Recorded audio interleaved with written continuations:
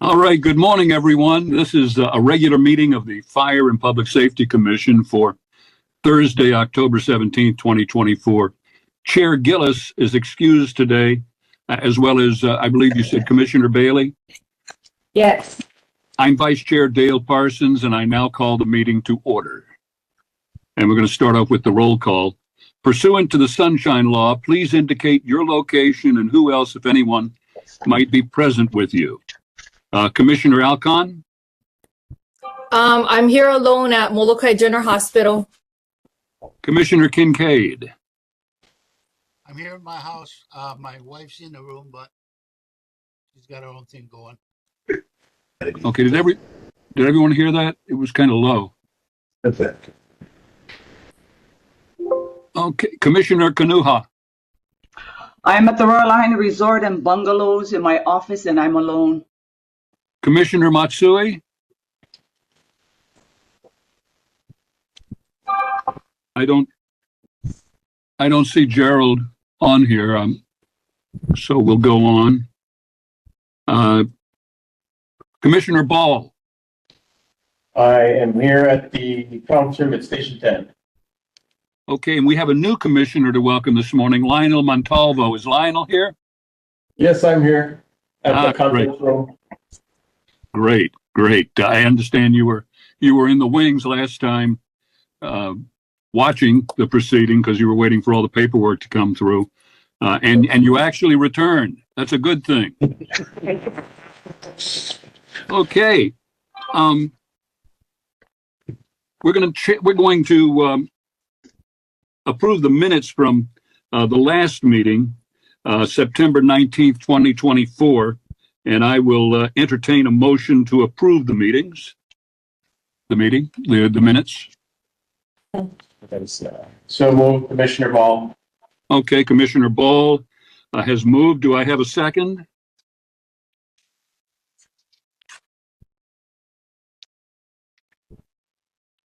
I'll second. Lionel.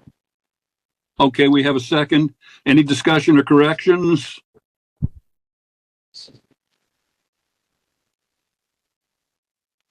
I guess not. There are none. Oh! I need to find out who is with us from the fire department today, and I see Amos there too. Chief Ventura. Well, good morning, Vice Chair. Here at Kahalui Fire Station today, myself, Chief Ujioka, Chief Lindo, Chief Kisi, Chief Ed Lau, and off-camera, Rochelle Wakamatsu. And nobody else in the room with us except our two commissioners. Okay, great. And Administrator Lono Kalua Hewitt. Hello, Mike Ako, Amos Lono Kalua Hewitt. I'm in my office by myself. Okay. We're going to start off with you, the MEMA Administrator's Report. What's been happening?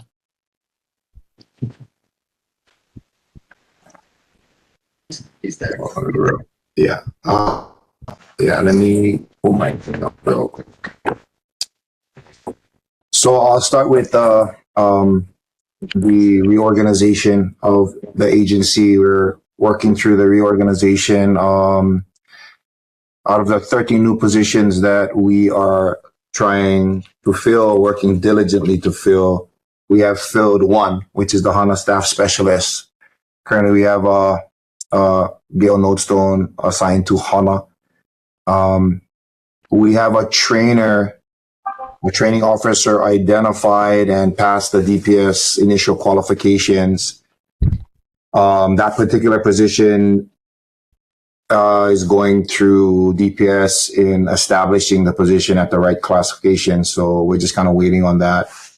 We did also get one of our interns to start or qualify under the state workforce program. And that person will begin work with us on November 1st, full time. And like I said, we're actively recruiting. There's an effort. I might have said it in the last meeting, but we are, all the state administrators, county administrators are looking to kind of reorg emergency management for the state. And so going through all the position descriptions and minimum quals, all of us are struggling with the DPS process because it's related to the minimum qualifications, and it's been difficult for all of us to fill our positions based on the current language. So we're going through that. I'll be helping the Hawaii Advisory Council for Emergency Management, HACEM, to take necessary steps in that effort. We just had, we're at phase 2 of our after action report. AC Disaster has won the contract, and we have been actively engaged with that. We just completed our debriefing and interviews on October 9 and 10. There'll be a stakeholder meeting. I think it's November 11, 12, or 13. I gotta check on the actual schedule, but that stakeholder meeting will be for all of the 20 to 30 stakeholders that will be involved in a corrective action plan based on the recommendations of the report and those interviews. The final after action report and action plan will be completed December 2nd, 2024. I'm happy to say that we finally were able to procure 2 technologies, Genesis Evac and Ladris AI. That's the evacuation software that we've been talking about for a bit. Took me longer than I had hoped to procure it, but we finally have it in our possession and going through the training. That evacuation software, let me talk about the Ladris AI piece first. It's an evacuation modeling software. It'll support us on the planning side for emergency operations for different threats that hit our county. We're offering licenses to the planning department, Department of Public Works, Maui Police Department, potentially HDOT and Maui Fire to support different efforts that they may need the evac software for. The police department, related to, special events like the MIT, the Maui Invitational Tournament. We can take the additional cars and people, model it with model an evacuation route and plan for a tsunami versus a wildfire using that technology. We can identify the time it'll take for a community to evacuate certain areas. The older subdivisions have one way in and one way out, smaller roads. It'll help the planning department and DPW to identify roads and road improvements to facilitate better evacuation. So that's the Ladris AI. We're going through the kickoff meetings and the initial training, and we'll soon bring in all of our partners for that. The other technology is Genesis Evac. It's a zoned evacuation kind of program. It identifies zones that connect to primary transportation arteries to facilitate kind of a organized evacuation. It does also offer push messaging, which is like critical.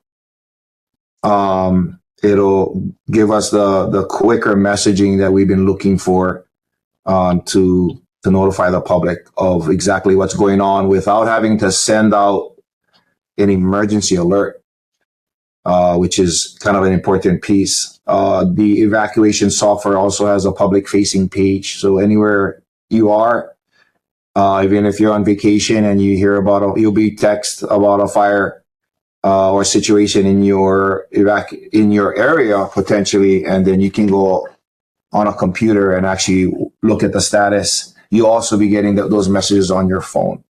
So we're going through the training right now as well. We haven't brought in our partners yet. That list will be sent out within this week to the partners, and then we'll go through initial training, and then some kind of implementation plan, as well as a public education plan.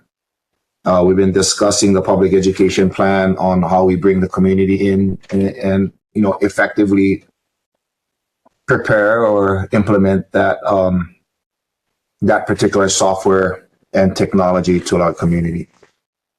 Regarding training, we have been participating in training with fire and with bringing in our own training as well with MEMA and all of our partners. Our staff has been in training, the past month. There's training that we have this month and going into November and into December. The ICS 300 and 400, the 0305 HIMT training, as well as the EOC interface G191 training is on the schedule, and our staff and partners have been applied and signed up, registered for those courses. We also have a distant tsunami drill. State is throwing a distant tsunami drill on October 24th next week. I'll be flying up to Honolulu for that particular exercise, and the Maui EOC will be participating as well. We had a cert. MEMA participated in instruction and with the teen cert course last week. That was really successful and cool. We've identified a cert coordinator that's going through the process of hiring through the state workforce program. We are discussing ideas of high school competitions. I think the Teen Cert program is a really good pathway forward to bolster the CERT program and build a more resilient community through the CERT program, through the Teen Cert program.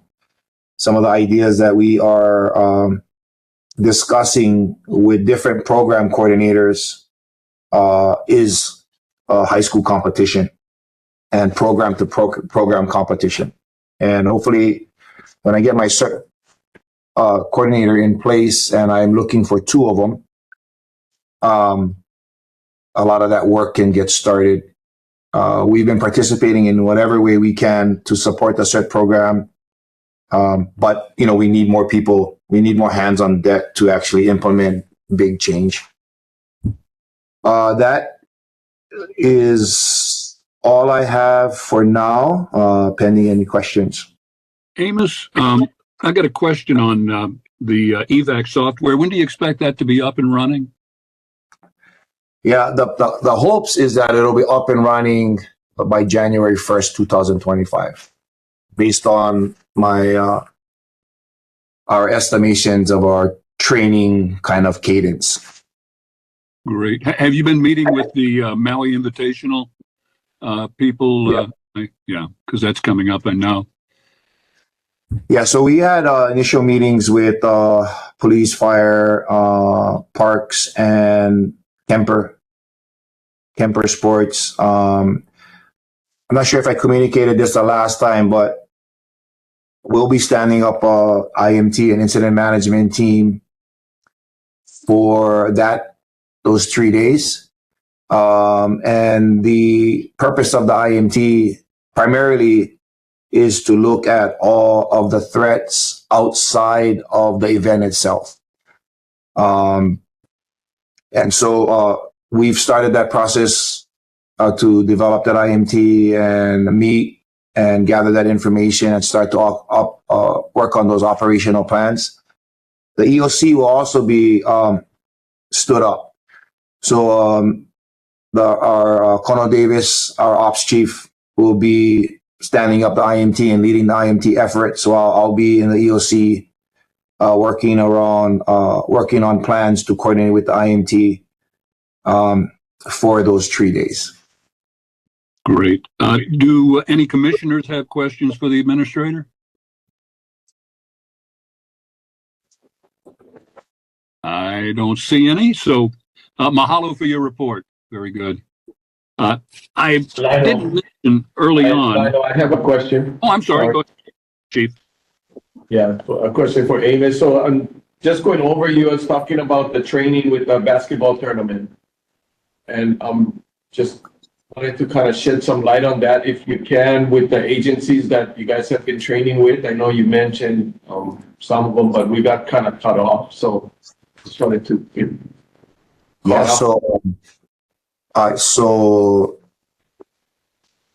Regarding the IMT, so let me just kind of gather this real quick. So, fire plays a significant role in standing up those positions for the IMT.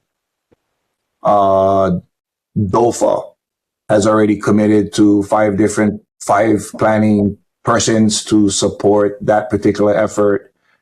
We'll be reaching out. We actually have reached out to retirees to support the IMT. There's various county partners, and those faces and names are escaping me right now.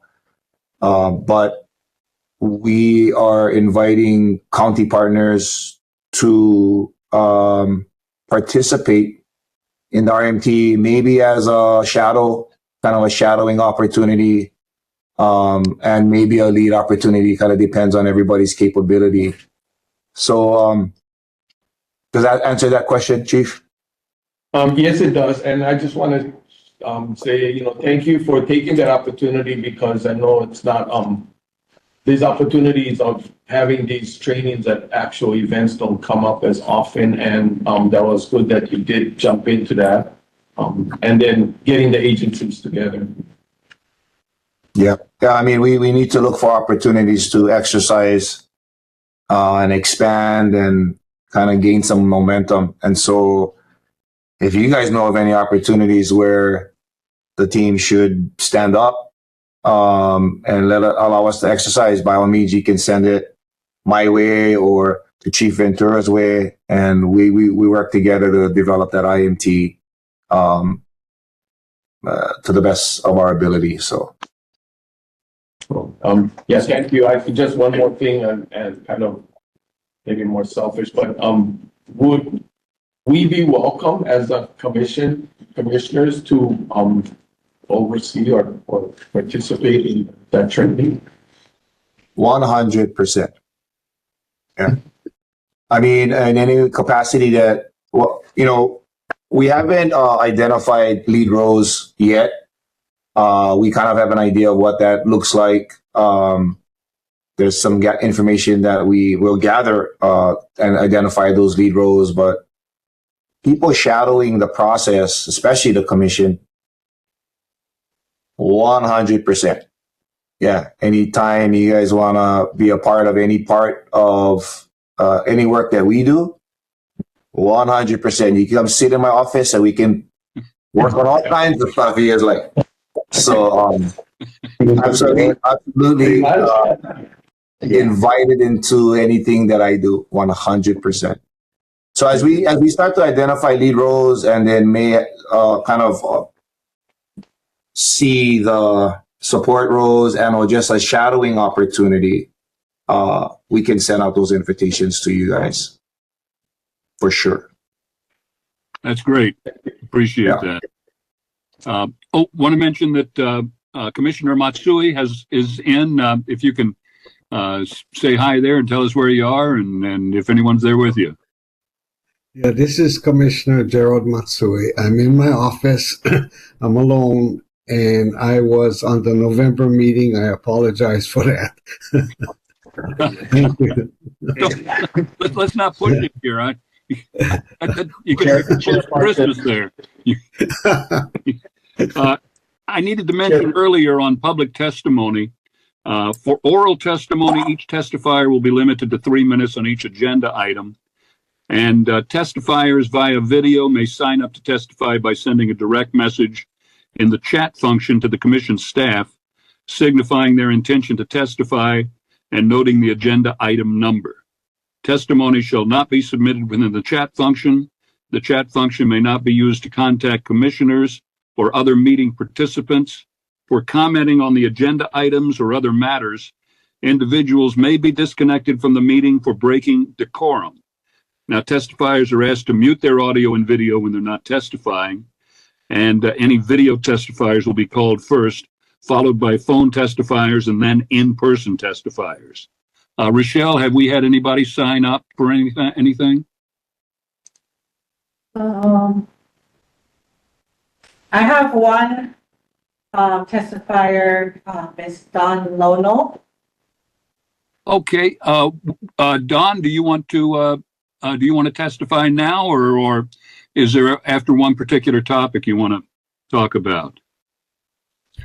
I'm sorry, I don't have the agenda printed out in front of me, but I just wanted to comment on Amima's appointment of Gail Notestone. We are very excited to have him on board with East Maui Ready, Maui Hikina Ho'oma Kaukau Disaster Preparedness Organization for East Maui. And we look so forward to coordinating with him and taking steps forward for our community, because we are, a vulnerable community. And we've been on this for quite a while. And I've worked with Gail in the past. He was our coordinator here in Hana when he was the fire captain, and just very grateful. So thank you so much. I just wanted to make that comment. Mahalo. And I'd like to agree, concur with that 100%. Gail's a great person, did a great job with fire, and I'm sure he's going to do a spectacular job with this. He knows what he's doing, and it's a great appointment, I believe. Okay. We're going to go on now. Yes, go ahead.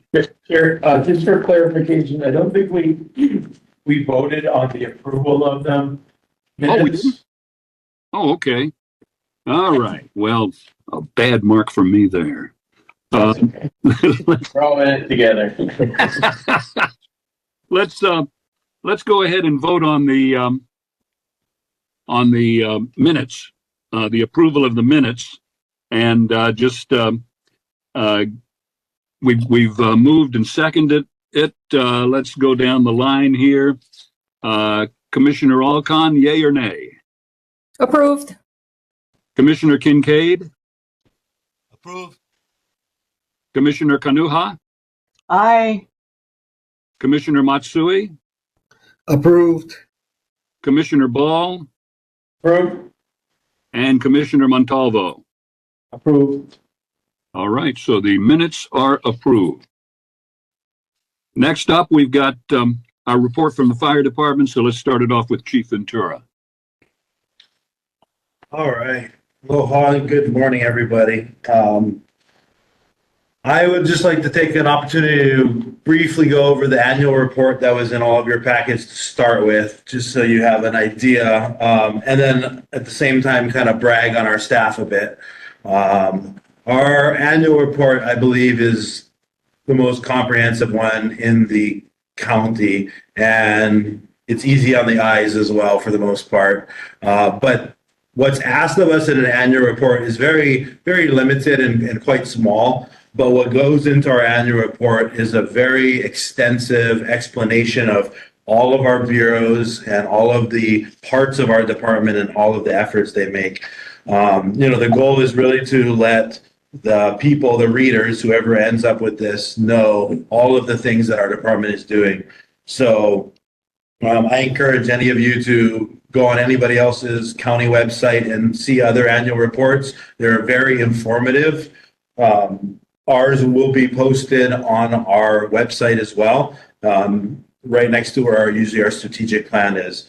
So if you have any questions as you go through it, please feel free to reach out to Rochelle. She can forward the questions to the right party so that we can get answers for you. But that annual report does take us quite a bit of time, comes up every year. We do it on behalf of the Fire Commission as part of the charter responsibility to make a report to the mayor. We try to encompass everything in our department. And with over 400 employees, 5 programs, and a lot of things going on, there is room to make a quality report. So we do put in the time and the effort to make it as best as we can.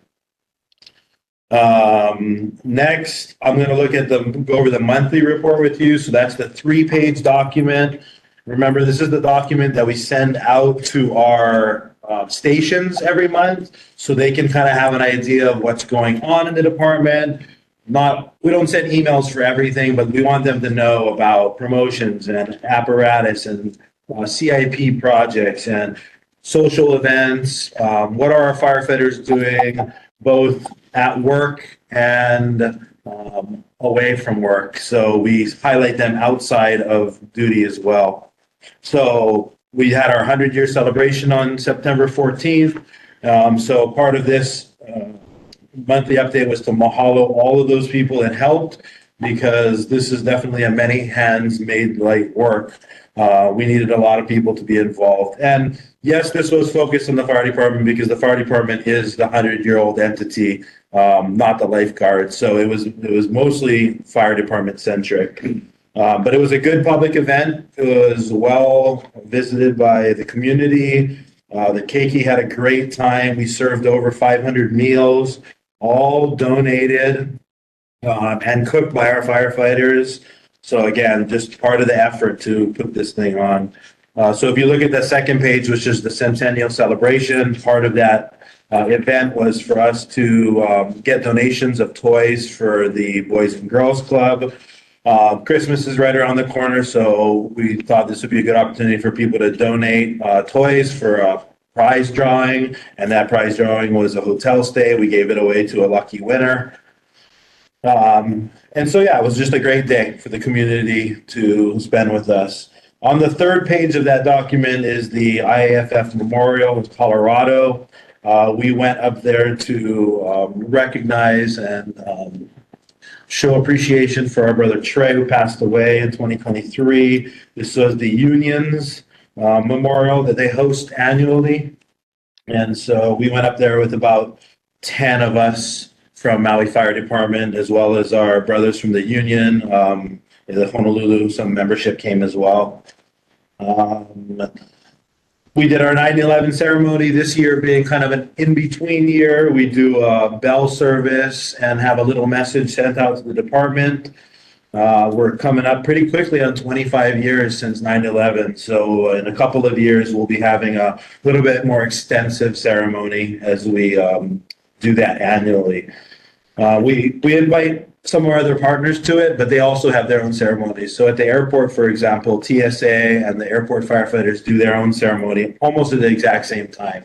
So we kind of do our own thing there. We recognize our firefighter in the bottom right corner, Matt Payette. A lot of his off-duty life revolves around cooking and catering, and he co-hosted that Hawaiian-style cooking show, which was a pretty cool thing for him to do.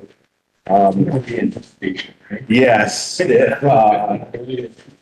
you have a chef in your station, that's a win, because we got to cook every single day. So that concludes the monthly update portion of my report. I'll move on to my written report and go through these 3 pages. Then, of course, be available for questions. I'll highlight quite a bit of it I thought was very important this month. So unfortunately, a lot of it is highlighted. But we met with Mayor Bisson. He's doing his annual employee appreciation lunches. So we go with him and try to get him to a fire station or a lifeguard tower to talk with the employees and mahalo them for their last year of service. And additionally, on those same days, Mayor is doing his community budget meetings in the evening. So we kind of divide and conquer amongst our office, and we're at these meetings every night that he has them to listen to the community and see what their suggestions are for our departments. Councilmember Yukile Sugimura reached out in regards to the Alert West system that is run by HECO, and that's the camera system that's got artificial intelligence on it to detect wildfires and other types of fires. So we gave her a little bit of a briefing on how that program is going. And just to add to that, it is going well for us. So we utilize it regularly. Actually got an alert from Alert West last night at about 10:45 for the fire in the Valley of Maui here. So it is working. The Land Use Committee, we all know that housing is a crisis here on Maui. And so there are a lot of ideas to create more housing, but it doesn't always align with the fire safety and the fire code. So we are trying to do our best to compromise, but a lot of these suggested housing solutions are adding density to already crowded neighborhoods with substandard roadways. So we are making that very clear in these bills that are being suggested, that although we all know we need housing, we need safe housing for our people so that we're able to get them out if evacuations are necessary. So we've been clear on that topic, and we continue to go to meetings with council members regarding that. Page 2, Hillawalla Fire Station. We met with the planning department and West Maui Improvement Foundation. We're trying to make this a collaborative effort so that it moves through the process smoother and faster. At this point, it's land entitlements that West Maui Improvement needs help with. It's a 27-acre parcel, and a portion of that is being donated to Maui County with the fire station. So there needs to be some land changes. The next item on that list, Hawaii Firefighters Association, and you'll later see on page 3, HGEA. We are in negotiations with both of those unions, and that takes quite a bit of our time looking over proposals, both by the employer and the union. And we've traveled to Honolulu 3 times already last month alone to do negotiations. The next item is the annual report, which I already covered. If you go down to the bottom of page 2, the Department of Agriculture, that is the department that's going to be hosting our grant application for Haiku Fire Station's congressional direct spending. And that's the anticipated $15 million that we're hoping to get approved in the House Appropriations bill by the end of this year at the DC in our capital. So we're working on that, and once that's solidified, then we'll push our grant through to work with Department of Ag to support that project. The last item, I kind of mentioned most of these things on the department's centennial celebration. The Fire Prevention Bureau had a really big setup with their trailer, their fire extinguishers, and doing public education there was just a great opportunity for us to pour into all the families and kids that showed up, because people think and they relate fire public education to our keiki and stop, drop, and roll and don't play with matches. But what we've recognized in the last 5 or 6 years, and most everybody has recognized in the last year, is that fire safety is an everybody issue, especially when it comes to these wildfires and the weather patterns that are changing and affecting us. It's going to be everybody's responsibility to be fire smart. So we pushed out a lot of information there. We had a silent auction that benefited our relief association, and then a bunch of firefighters and friends played music throughout the day as the entertainment on the site. So it was nice to show and the abilities of the firefighters, not only as they do every day at work, but what they can do outside of work.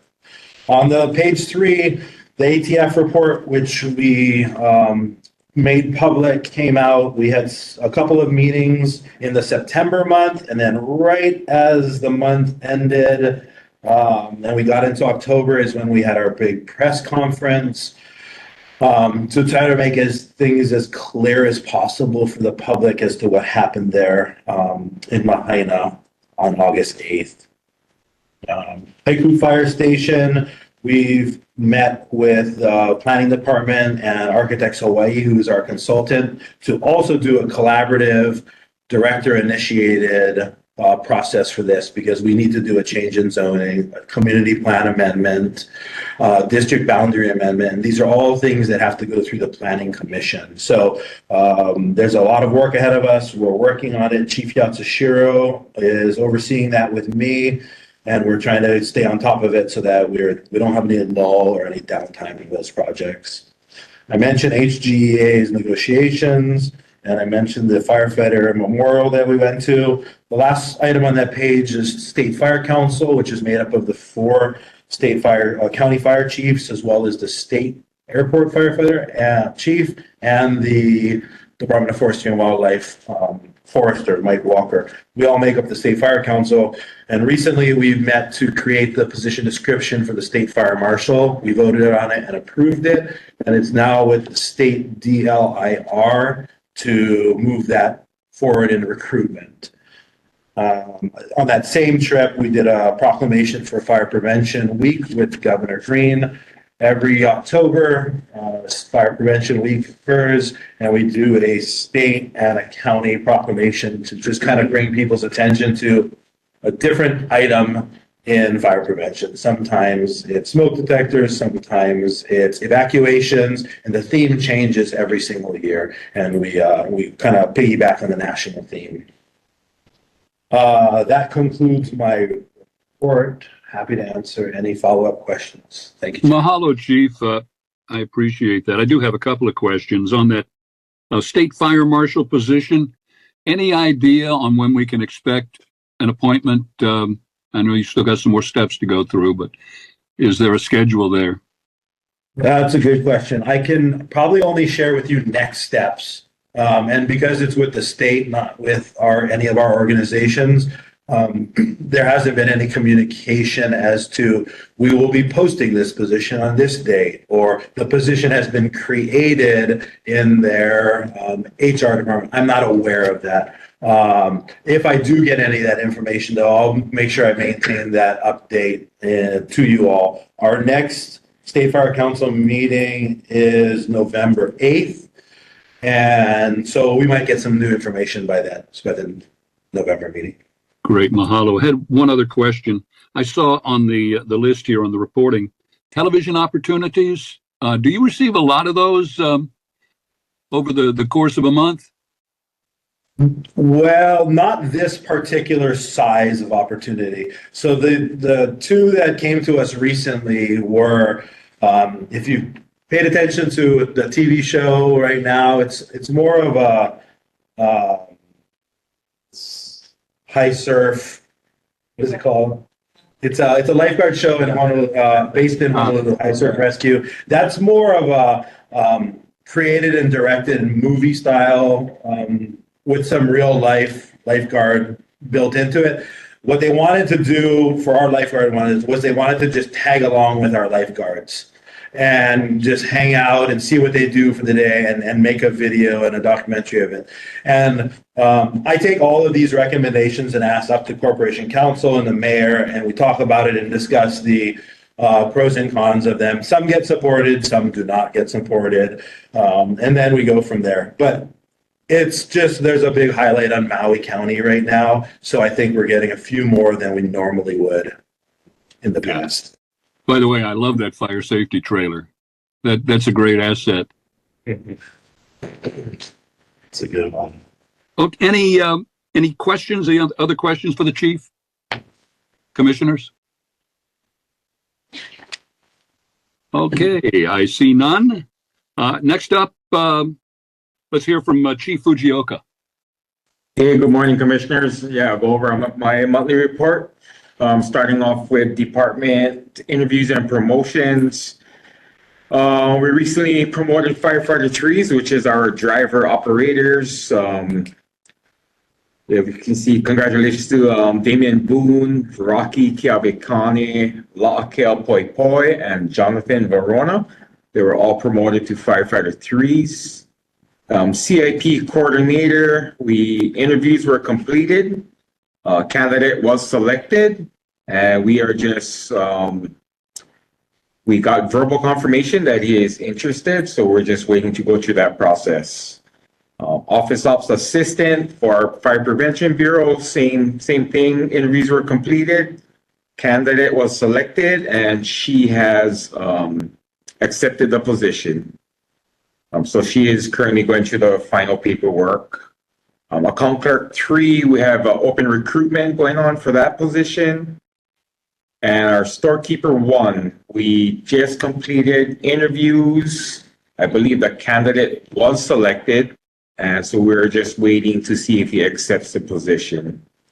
Moving on to our department improvement committees.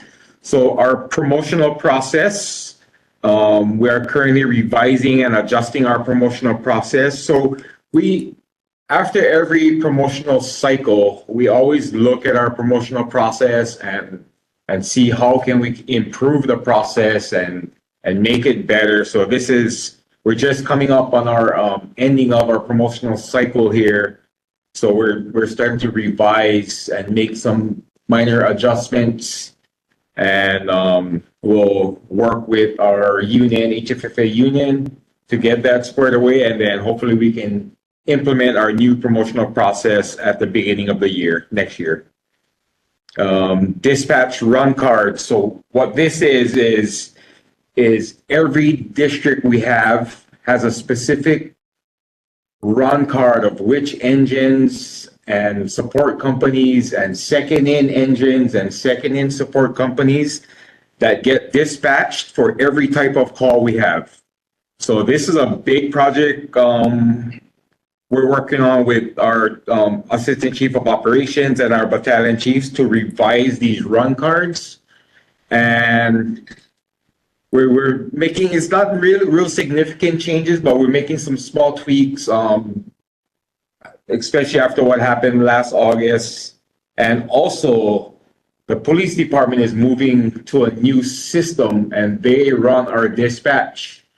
So this is a perfect time for us to revise our run cards while they start moving to this new system. Apparatus committee, I think last meeting, I told you guys everything was pretty much in contract. We do have pre-construction meetings scheduled for these tankers, Tanker 7, which is Hana, Tanker 3 in Lahaina, and Tanker 13 in Kula.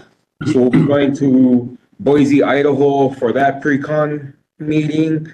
And then we'll also have a pre-con meeting for our new Hazmat 10 truck scheduled in January in Appleton, Wisconsin.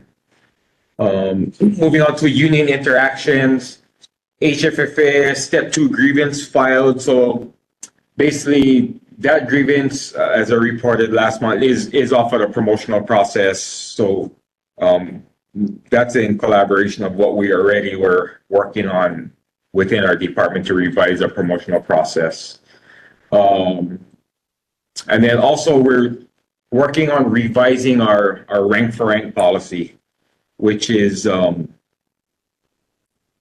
we're just taking the rank for rank policies from all 4 counties and seeing how we can revise our policy here in Maui to match up with the other counties. So rank for rank is what that is any of our rank personnel, our firefighter 2s, firefighter 3s, and captains, and our battalion chiefs, if they are out on leave, vacation, sick leave, or any type of leave, training, their counterpart, like another captain in that station, can work in their spot. So the reason for that is you have the right personnel, trained personnel working in that seat.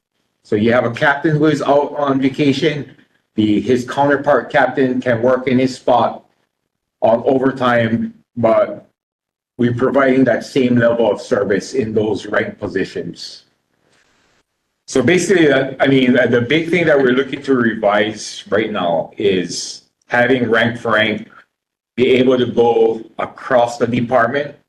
So right now, the way we have it set up, if you work at engine 1, if you're the captain at engine 1, you can only rank for rank on engine 1's engine. You cannot rank for rank to engine 10's engine. So we're working to see how we can cross rank for rank across our department. So engine 1 captain can work on engine 5 if he wanted to, and vice versa. We don't see a big problem. There's a couple tweaks because we have some specialized apparatus. So that's the one we're working on right now, and how to manage the whole system. So we're working through that. Hopefully we can get that squared away by the end of this year.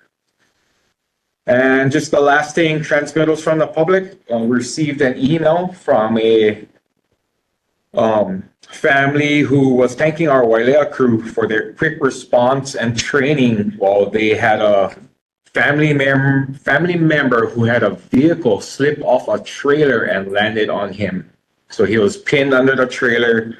Our crew showed up from Walea, was able to, use their equipment, get the trailer off of him, and provide medical care for the family member. And we just got an email thanking our Walea crew for that. That is it for my report. I am more than happy to answer any questions. Mahalo. Any questions from commissioners? Okay, nothing there. So let's see. Chief Lindo, you're up next. Good morning, Commissioner. Always great to see you guys. My report consists of 2 pages.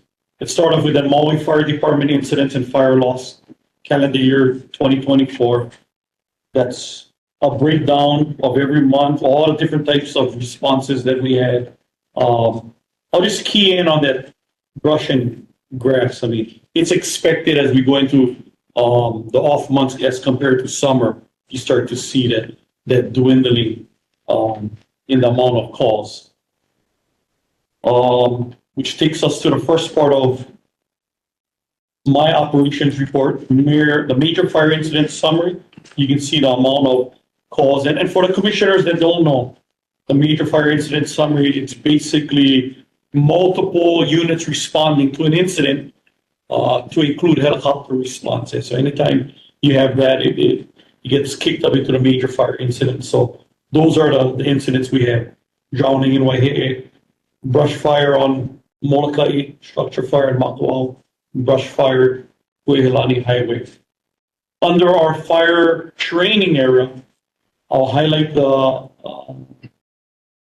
under the incumbents is that NFA executive skills leadership training. So a lot of our training that we deliver to the NFA over the number of years has been tailored more to our online companies, staying at the strategic, the tactical level, yeah. And we've been very good delivering that. We felt as a administration that we should start focusing more on the leadership aspect, tailored to our acting officers, our captains, our chief officers, and these first 2 classes was actually a huge hit. So moving forward, as we develop our leadership program, that's the direction we're moving, and I think it's going to be great for our department and for our community. Under the recruit, fire training, the performance eval number 3. I mean, basically the performance evaluations, we're looking at our recruits. We're looking at making sure that they meet the minimum qualifications, and they're meeting the training standards, they're passing the tests. And if we see anything that could be out of order, we want to take the time to evaluate them, and so we can get them better. And if they're unable to, then we start a track for disciplinary action. Under major projects with fire training, I'll just highlight the JTC paving project and box replacement plan. If any of you have ever seen the JTC, that back training area, there's some huge potholes and stuff. It creates a safety hazard. So we're looking at repaving that area, making it safer for everyone training there.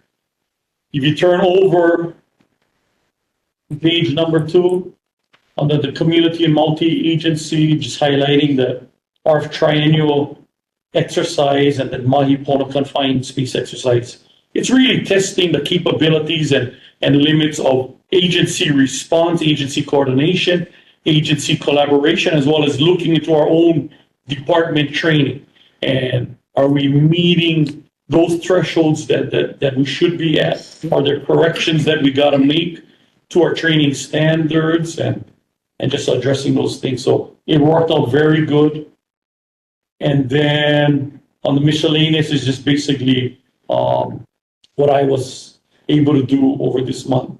That run cards that Fire 2 talked about, it's huge because we're taking a look at our department response to all of those different types of incidents and calls that we have in the county and the different districts that we have. But it also allows us to take a look at our standard operating guidelines and our training, and making sure that all of that lines up. So this is absolutely the perfect time as as we go and revamp our standard operating guidelines, it's the perfect avenue and time. I think that's all I have in my report. If there's anything that I could answer for you. Yes, sir. Question here. Under Yes. community and multi-agency, Air Yes. Force live fire training. What's involved in that? So the Air Force live fire training, they had a unit that was part of the Air Force that was an outside agency that came and did training at the JTC. So, you know, we like that interagency collaboration. And if there's an opportunity for outside agencies to use it, we allow them to get the permissions and utilize that live burn box that we have on there. Ah, okay. I got you. All right. Any questions from commissioners? I have a question, Chair. Go ahead. Yeah. Talked about the blue card. Yes. So the question is it still part of the promotion process? This never was. Yeah. They don't use the. And then I'm just looking at the training here, the number of participants. Under the blue card. Yeah, so blue card is our command and control program. That's the program that we have in place. So COVID kind of stopped that training. So we're starting to revamp utilizing that as our main command and control program. You see an uptick because we've been lately having the annual training for that and retraining. I mean, yeah, so you kind of bring it back. Yeah. Thank you. Okay.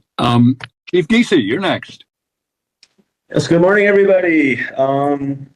As usual, I'll hit some of the highlights from my written report. I'll be keeping it short this morning since you'll be hearing from me later on the presentation.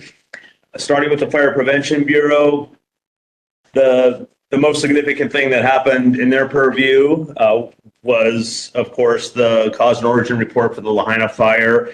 So, once we received the ATF's official report, it was time to finalize our report.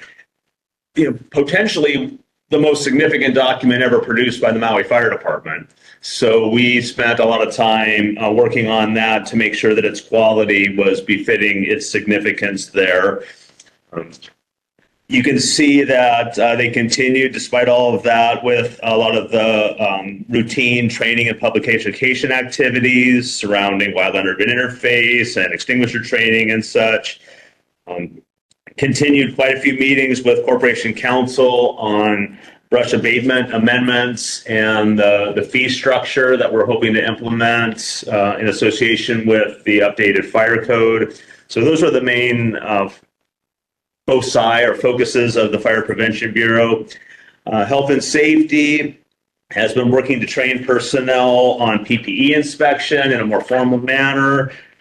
We used to traditionally farm out a lot of cleaning and inspection and maintenance of PPE. We're trying to do as much of that in-house as that makes sense for us to do.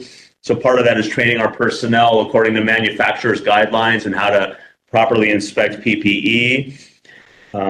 Our Health and Safety Bureau was working on a department-wide fitness equipment inventory. So I'll just let you know a little bit more about that. A while ago, we established what we consider kind of the standard array of fitness equipment for various facilities. So, for example, an ocean safety facility versus a single company fire station versus a multi-company fire station.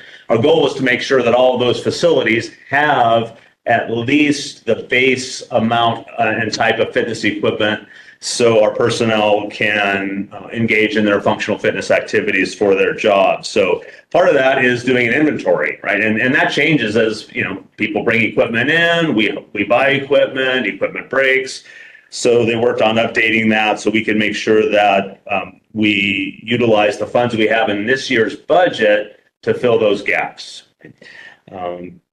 So that was one of the main things that Health and Safety was working on.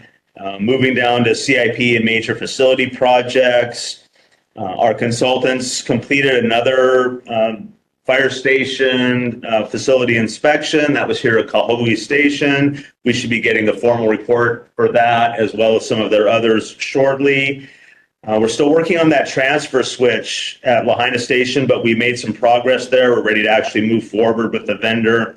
As you recall, that's the switch that ensures that when the power goes out, like it almost did yesterday, the emergency generator powers everything we need it to power. And we discovered during August wildfires that there were some key circuits that were left out of that, right? So ensuring that that happens is important. And it's a little complicated because we have multiple photovoltaic systems as well as the regular power system there. And it all has to be coordinated together. Over on Kaunakakai, I know we've mentioned this before, but we've got some updates on utilizing a room at that station to function as an emergency operations center if needed out there, as well as a classroom. So the sprinkler system was installed, and our BMRs, that's building maintenance repair persons, are looking to go over there soon to complete the bulk of the finishing work and get that room in the station ready to serve those functions. Previously, it had just been a place to store stuff. So we got a storage container for that purpose, and now we're working on getting it set up to use it for its original intention. Then good progress in Makawao. We have our consultants working on our Kihei Fire Station relocation. And Chief Ventura already mentioned the direct congressional spending funding that we're hoping to get to help move the Haiku Fire Station along as well. Moving to the next page, the relocation of the Puko'o Station to Ualepue. We've been working with Public Works on seeing if we can expedite the process for the flood study that we became aware we might have to engage in. That was going to delay that project even more and potentially result in design changes that would really delay that project even further. So we're trying to find ways to expedite. We'll see if we can. It's yet to be determined. Some good news here. Johnson Controls put in new air conditioning units at Lanai Station. So that's great. We didn't have to do that. They did that for us. They put a new roof on Kula Station. That's a huge bonus. That's an expensive, complicated project that would have taken a lot of staff hours for us. So we're really grateful for that. And they were able to do some lighting retrofits at Ho'olehua Station.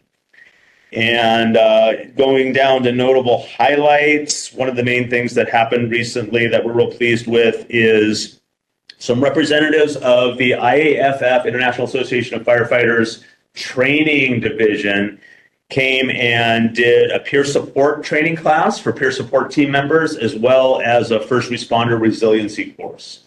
So we hosted that. We had personnel quite a few from our fire department, as well as other departments in the state. And I heard that course went great. It was very well received. So we're really happy we were able to incorporate that as part of our own internal resilience and wellness program. That's the end of my report. I'm happy to take any questions. Thank you. Mahalo, Chief. One question on the transfer switch. It made me think about the planned MECO outage yesterday. Were we affected in any way with that? The only way we were affected is that I had to go to the Emergency Operations Center because we were anticipating a public safety power shutoff. And our counterparts at MEMA wanted to have key players there to help coordinate. It would have been the first one that we would have had.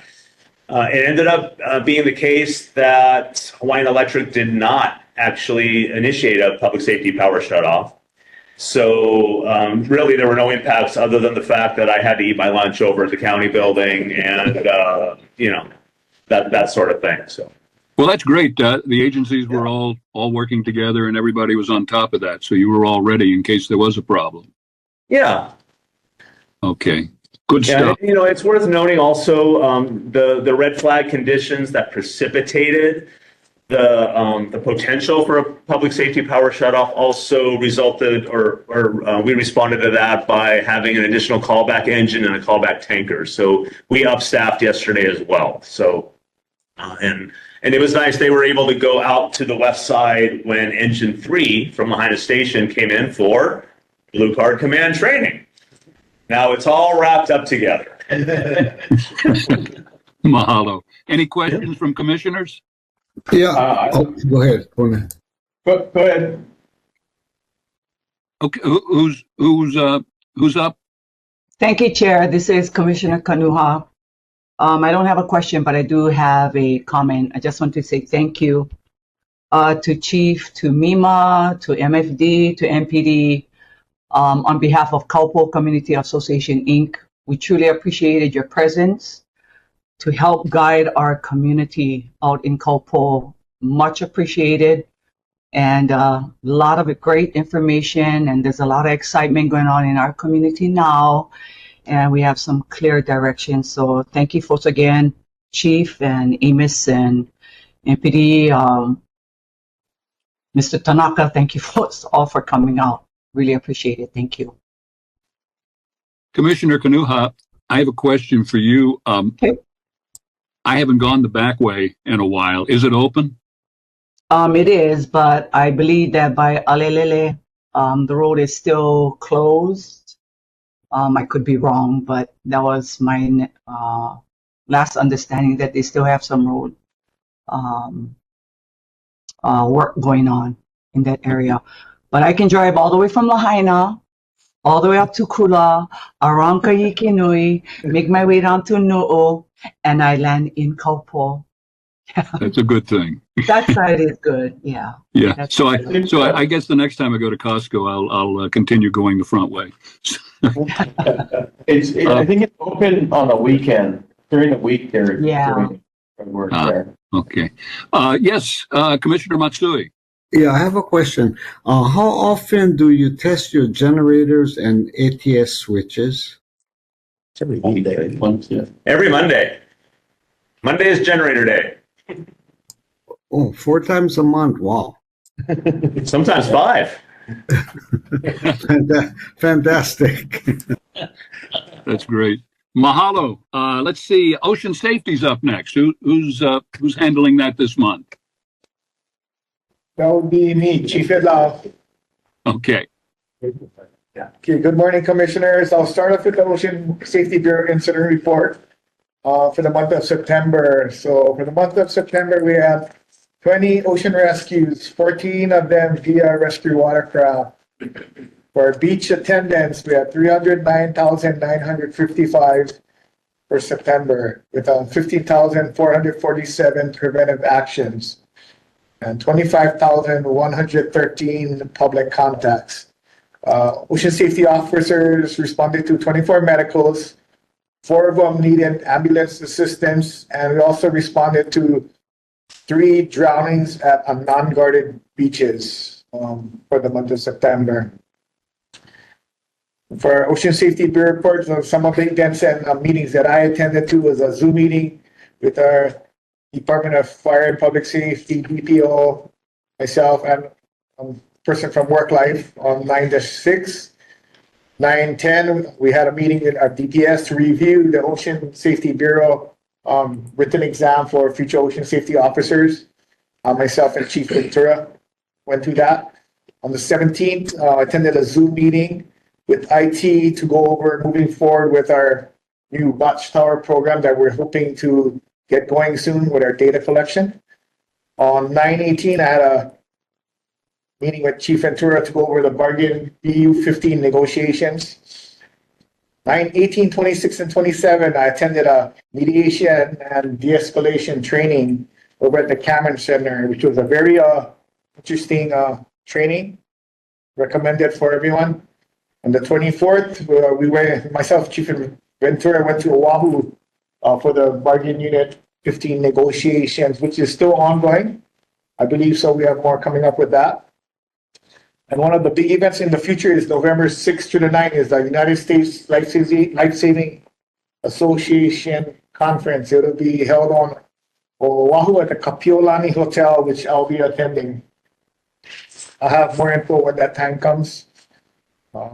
For other Ocean Safety Bureau reports, for a promotion, we had a Riley Dutro, he was a former ocean safety officer at McKenna. He got promoted to the Kamole Beach Park 3 lieutenant. Now, the things that happened, we got Baldwin Beach Park was closed on the 9-24th to the 30th for the removal of the pavilion that was falling in the ocean. So they finally got that removed, got the safety hazard out of there. And again, we have our Watchtower software on here that we have listed that we're hoping to get through soon. It'll be a better data collection than what we got going now. As far as our training division, we have our annual ongoing monthly computer-based trainings via Vector Solutions. On the 19th and 20th, we had a training lieutenant, Tony Anko, that's in the fire safety officer training. We have our annual USLA makeup trainings going on that should be completed by November. We have our annual trainings for the ATV, ROHV, and rescue watercraft. That's completed, will be completed by the end of next month also. And we have recruit class A that is ongoing, scheduled to graduate on December 19th. That will be the graduation, and the 20th will be the final day.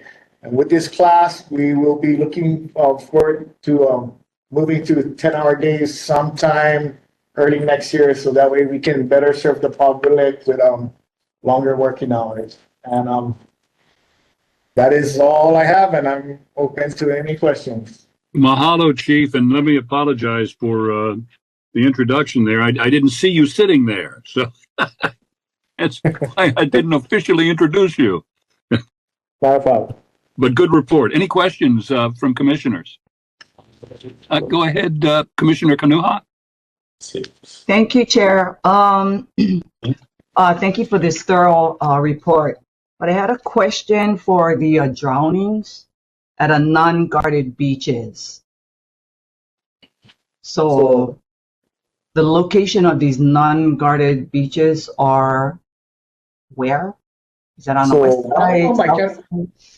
One of them I can remember was Waihe, right? Yeah. One of them was Waihe, and the other two was at Ahihi Canal, the surf spot known as Dump. So our closest lifeguard station to the one at Ahihi Canal was McKenna, and the guards from McKenna responded. And the incident in Waihe was our guards at Kanaha that responded via rescue watercraft and as well as the captains. But Okay, does thank that answer your you. question? Yes, thank you. So through our annual I have a question. Beach Safety Week, we always push people going to guarded beaches. Max Gill. Yeah, go ahead.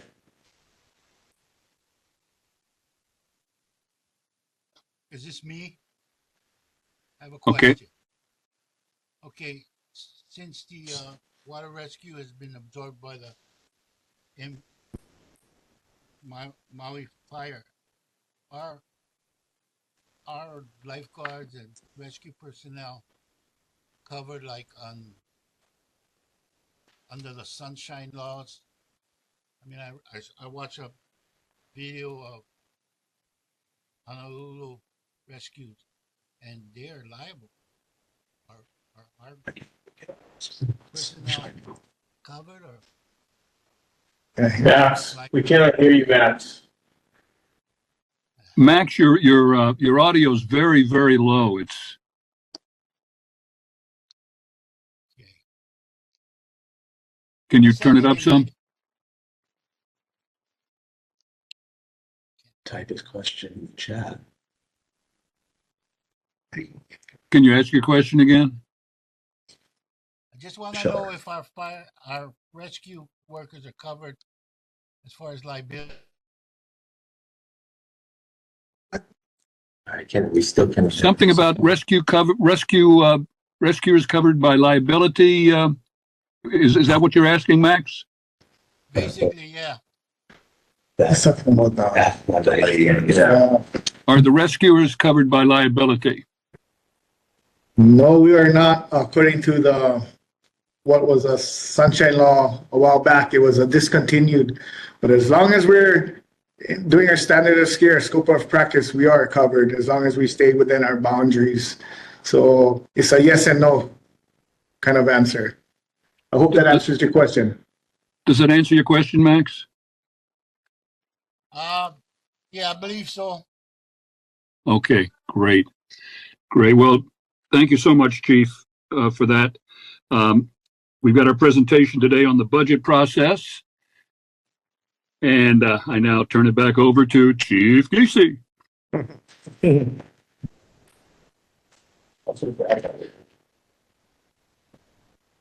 Thanks.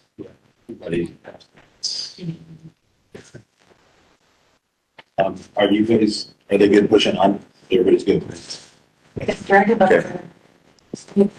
Okay. During the most of your. Okay. You can tell. I also could use the keyboard as a backup. Or we could just clap, right? And okay, well, hello once again, everybody. So I'm going to talk to you about the budget. Perhaps not the most thrilling topic compared to other presentations you've been able to enjoy over the past few years. But it's the budget that allows all of those exciting things we get to do to happen.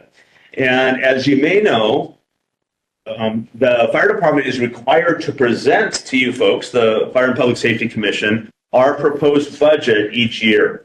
And I believe we're planning to do that at the next commission meeting.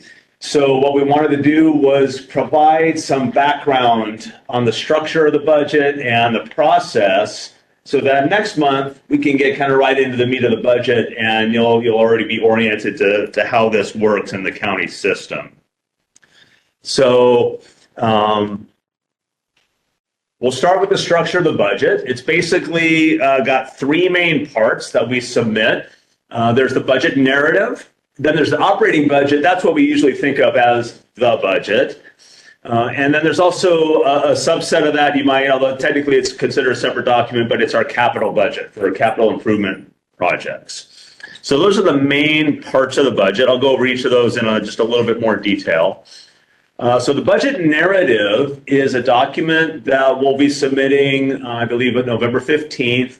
This is where we kind of tell the story to the reader of what our department does and how we do it, so they can understand what all this money is actually doing. You know, what value does the community get from it? So this will contain some information about the mission of the fire department, which of the county-wide outcomes we support. So the mayor's office has a relatively small list of outcomes. Which ones are related to the fire department? We'll spell that out.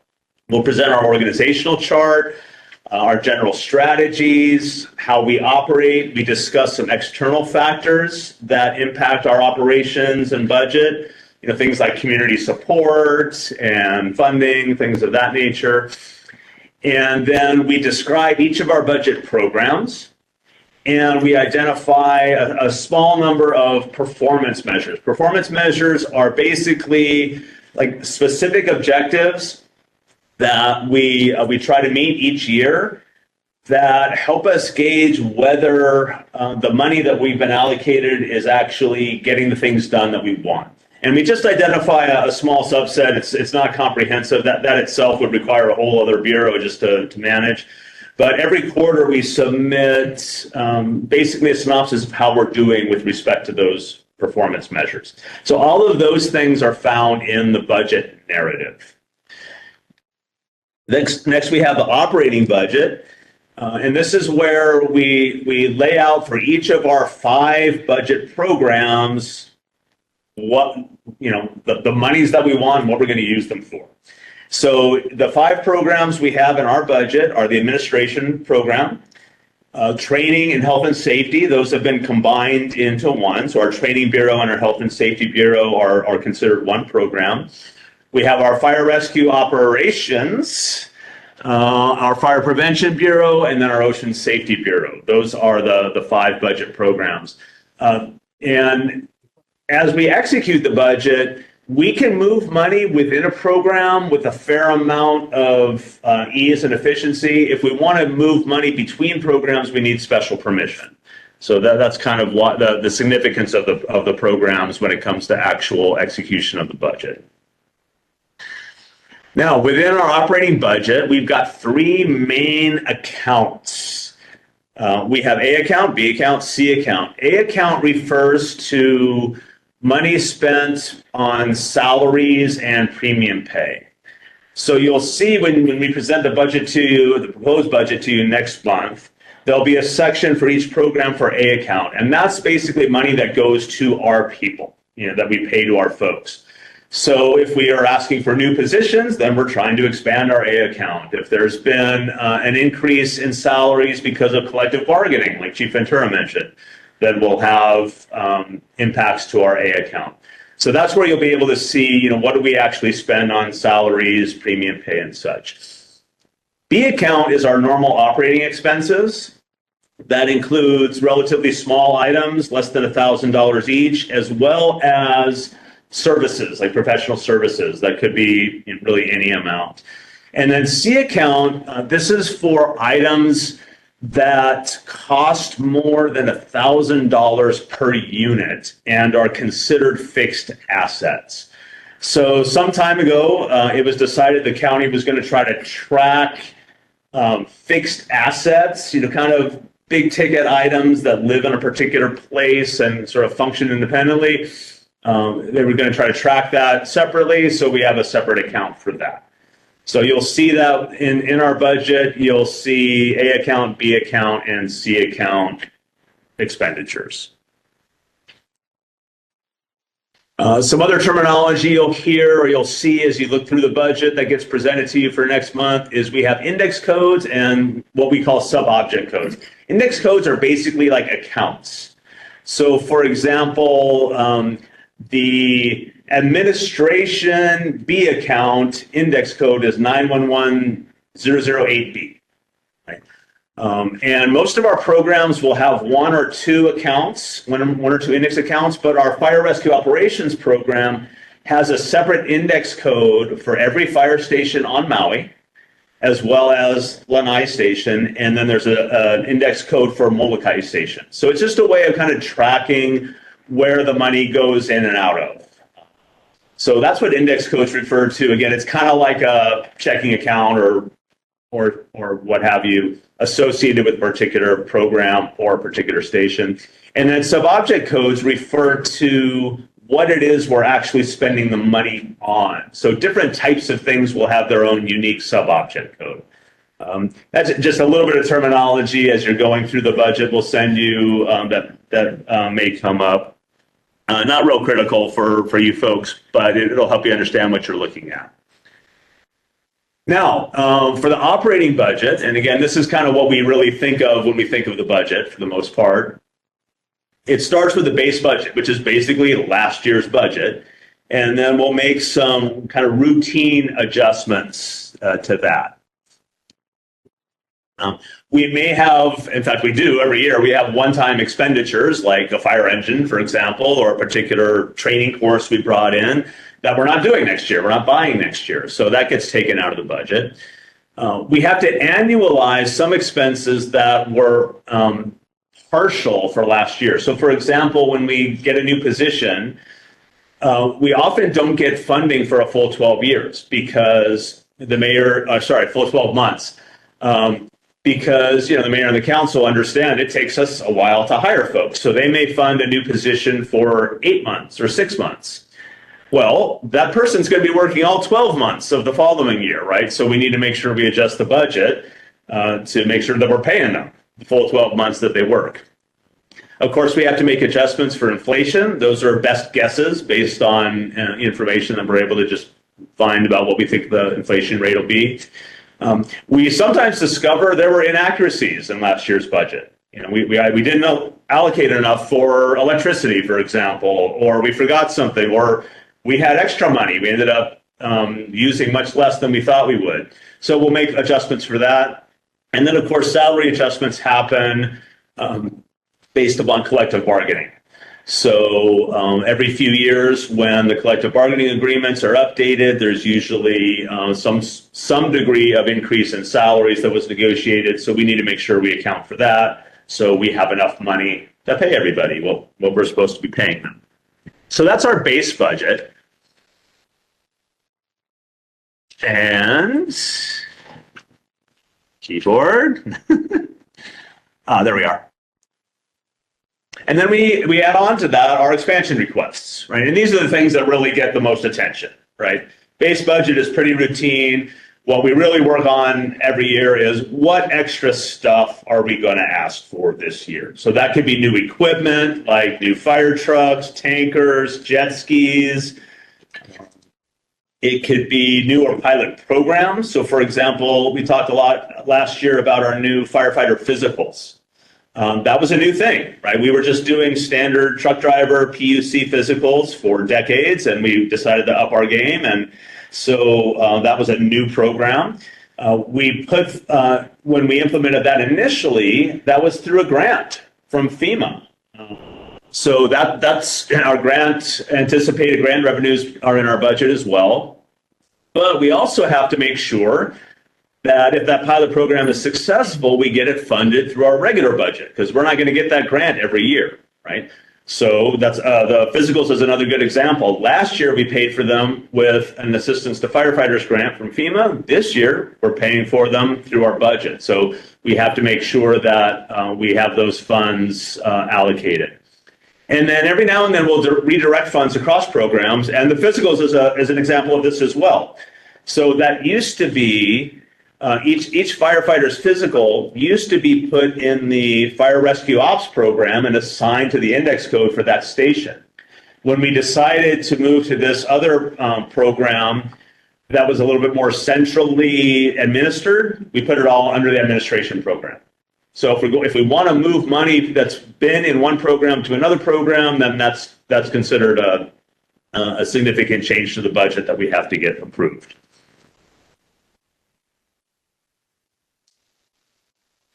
Then we have our capital budget, right? So we have our budget narrative, our operating budget, and then our capital budget. Capital budget is basically a 6-year plan. It involves these larger scale projects, like we're buying land, we're building new facilities, or we're doing major renovations of existing facilities. The technical definition is there on your screen: permanent improvement or betterment as distinguished from ordinary repair or current maintenance. So for all of those projects, those go in the capital budget. We basically have, there's kind of two subsets of the capital budget. One is we'll actually kind of line item major projects like the Haiku Fire Station or the relocation of the Fukuoka Fire Station. But then we also have within our capital budget a line item that's called county-wide fire facilities. And that's for major projects that are technically considered capital improvement or CIP projects, but that we can execute in one budget cycle. So we don't need a 6-year plan where we do, we find land and implement infrastructure and do, conceptual design and all of those things. It's something like you might have seen here at Kahului Station, where we built the apparatus shelter, or we repaved the parking lot, re-roofing a fire station or another facility. Something that we can get done just in one budget cycle goes in countywide fire facilities. So that's the capital budget. And so that's the main structure. You know what? Let me pause now and see if there's any questions on structure before I go on and talk about timeline. Does anybody have any questions they want to ask at this point? Chief, I have a question. Sure. A fire engine.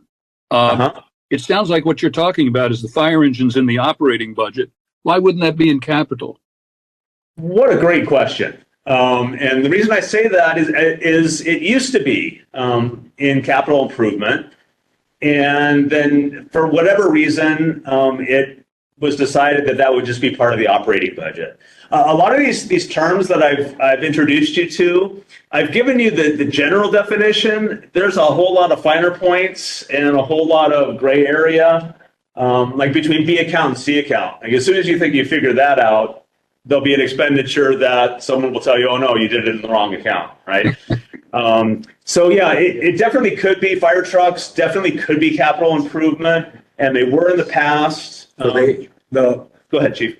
The fire engines, so the budget department sometimes they designate where the fire trucks go. So for instance, if they pay in cash, they'll leave it in operations budget.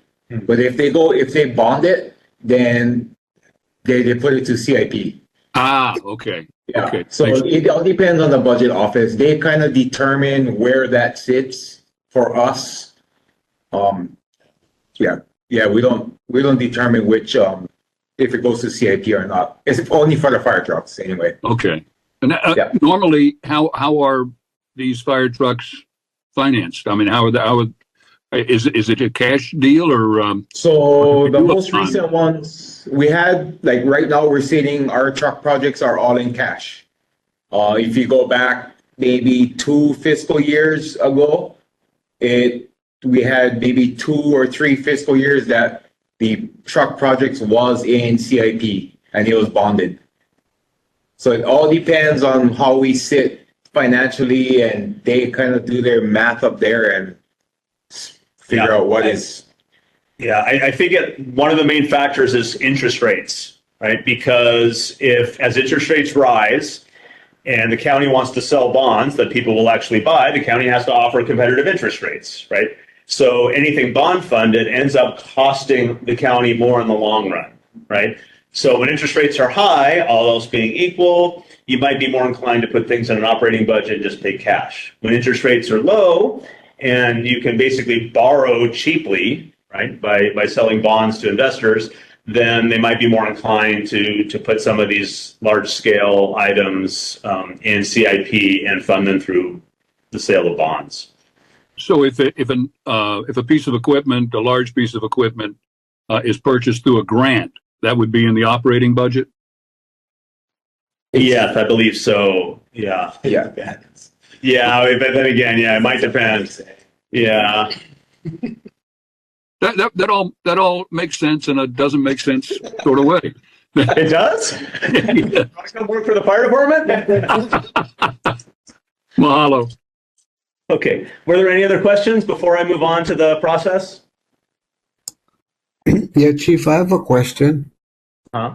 Yeah, Commissioner Matsui. Yeah, you said you needed permission as far as budget movement. Yeah, within the budget. Is that? Yeah, just depending. Yeah, is that permission from the administration or council? So it varies depending upon what change we want to make. If we, generally speaking, and I think Chief Ventura probably has more experience with this than I do, if we want to move money from one program to another, or if we want to ask for more money, we have to go to county council. If we want to just move money within a program, or we just want to, let's say we had some savings, we do our best to estimate, but we're doing the budget now for next fiscal year. Right. So there's a lot of guesswork involved as to how much something's going to cost. So, for example, we were going to buy a pickup truck. We put $50,000 in the budget. That was our best guess, and it came in at $40,000. Well, shoot, we saved $10,000. Well, if we want to spend that in the same program, then we may just need the mayor's budget office approval. But if we want to move money between programs, or if we want extra money that we weren't given, then we typically need to go to council for that.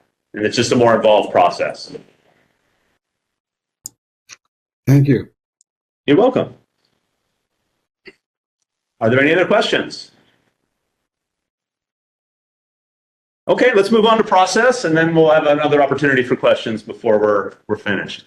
So the fiscal year for the county is July 1st to June 30th. So everything happens kind of around that schedule.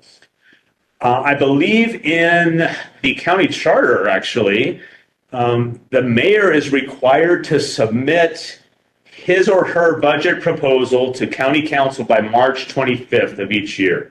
So we need to get our budget to the mayor's budget office well in advance of that, because we submit our proposed budget to the mayor's office.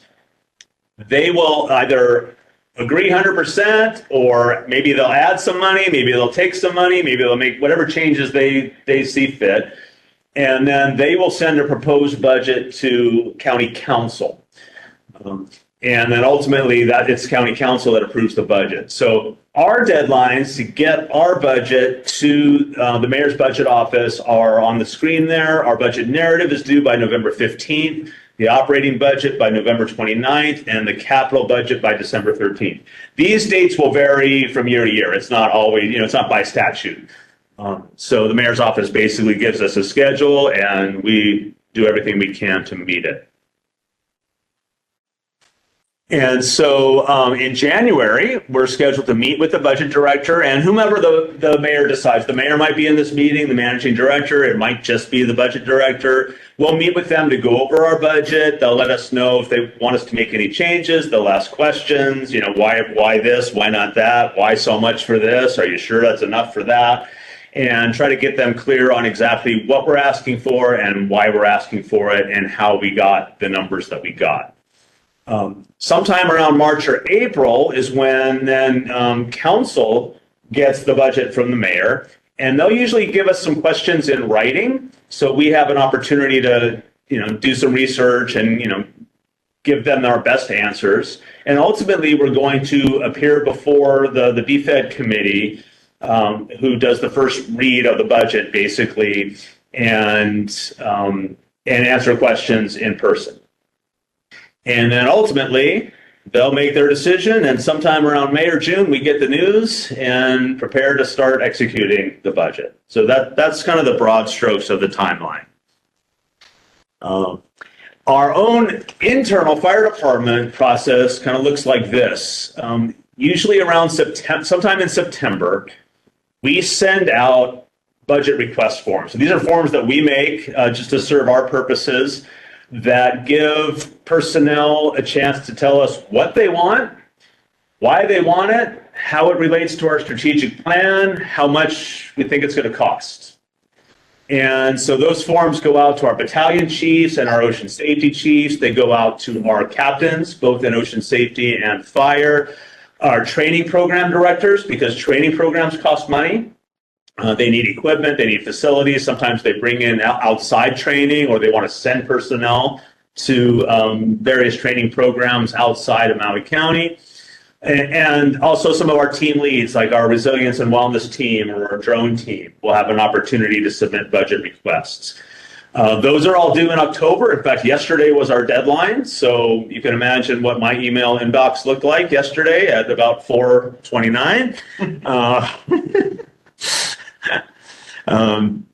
And then we'll review as an administration. So the folks in this room pretty much will go through all of those. We put them on a spreadsheet, and we select, we prioritize. Okay, what things that were asked for do we agree should be in our ask for next year?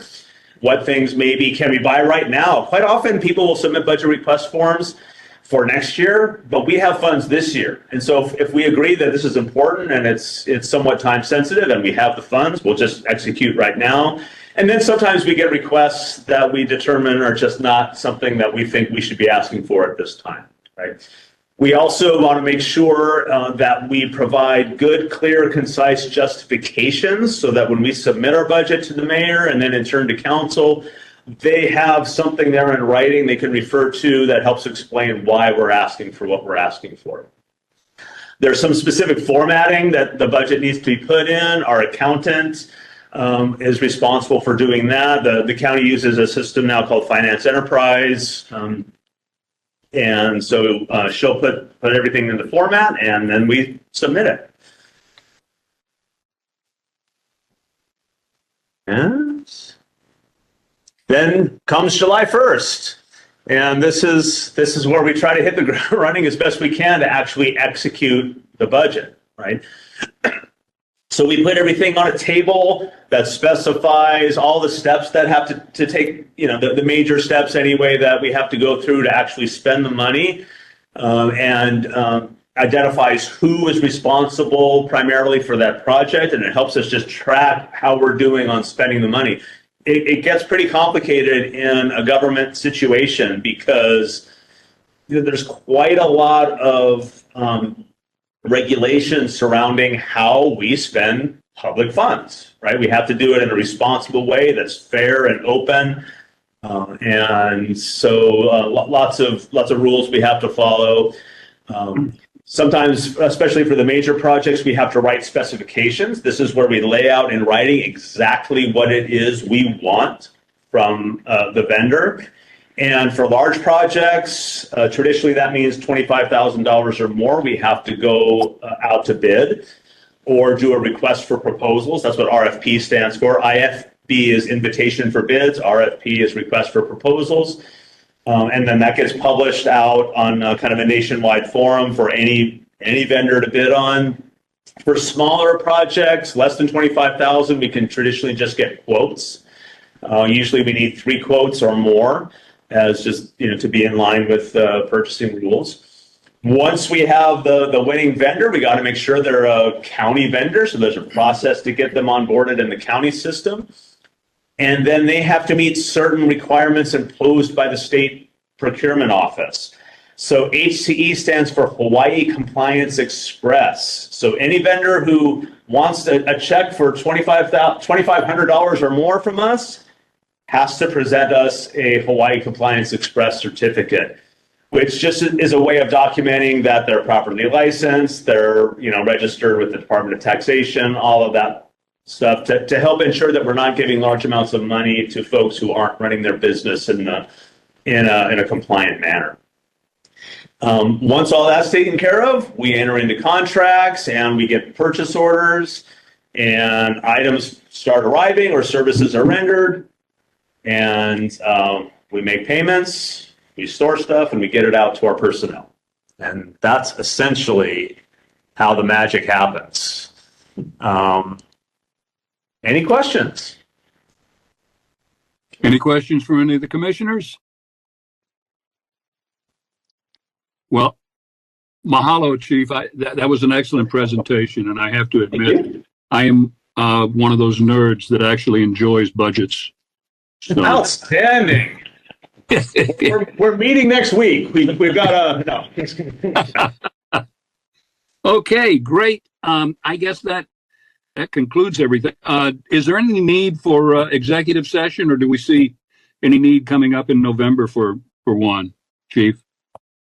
No, none on our radar right now. Okay, great.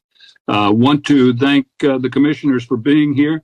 It's an exciting time because we are now at full capacity on the commissioners with all of them. We had 2 that were excused today, and it didn't affect us at all. So that's other than the fact that we would have loved their input, but it didn't affect us as far as quorum went. I guess that's it. I'm going to move now to our last item, adjournment, and I entertain a motion to adjourn the meeting. Okay. I make a motion to adjourn the meeting.